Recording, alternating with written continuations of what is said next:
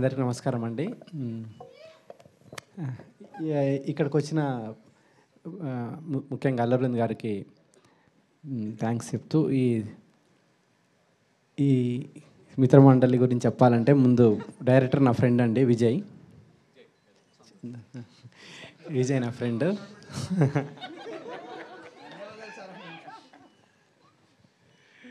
So ఒక story develop చేసుకుంటూ out and out comedy.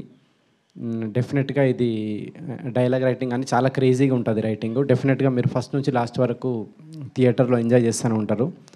So ఈ సినిమా నేను కూడా చూద్దామని వెయిట్ చేస్తూ ఉన్నా థియేటర్లో. All the best.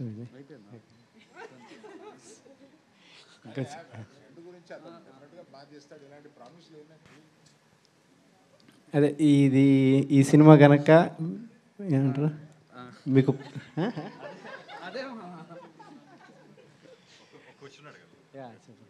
ఈసారి ఐపీఎల్లో గెలుస్తుందండి ఇండియా?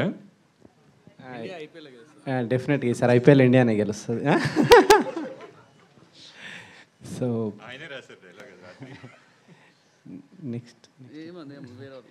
నెక్స్ట్ ఇట్లాంటి చిన్న సినిమాకి అవకాశం ఇస్తున్న బన్నీవాస్ గారికి ముందుగా థ్యాంక్స్ చెప్పాలి. ఇట్లాంటి రైటర్లను డైరెక్టర్లను ఎంకరేజ్.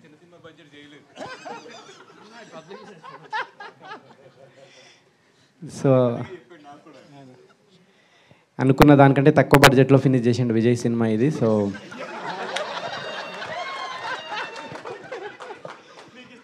సగం బడ్జెట్లోనే సినిమా ఫినిష్ అయిందండి. సో అంత డెడికేటెడ్ డైరెక్టర్ ఇతను. సో బన్నీవాస్ గారు full happy. So next SKN గారు నెక్స్ట్ మీ స్పీచ్ కోసం వెయిటింగ్ నేను. ఓకే, మీకు కూడా ఒక క్వశ్చన్ ఉంది. సో టీజర్ చూసాక వచ్చిన గెస్ట్లని టీజర్ ఎట్లా అనిపించిందని ఒక డైలాగ్ రూపంలో, మీమ్ లాంగ్వేజ్ రూపంలో ఒక డైలాగ్ డెడికేట్ చేయాలి.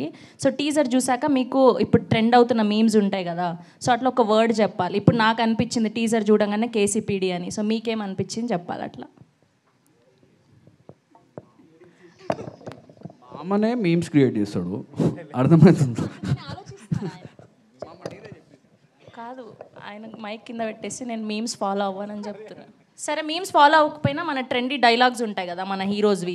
సో అట్లా టీజర్ చూసాక మీకు ఏ డైలాగ్ డెడికేట్ చేయాలనిపించిందో అది చెప్పండి. ఏంది ఒకసారి పరా ఏంది ఏదంటున్నావు? ఏం చిల్లరగా మీరా?